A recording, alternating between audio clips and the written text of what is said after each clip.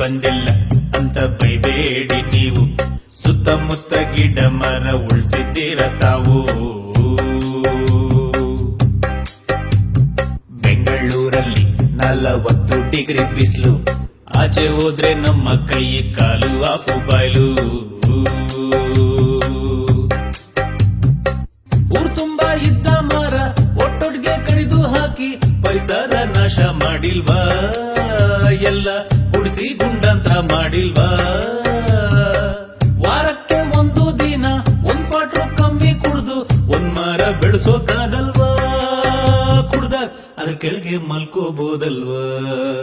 ನಾವು ಮರ ಬೆಳೆಸಬೇಕು, ಪರಿಸರ ಉಳಿಸಬೇಕು.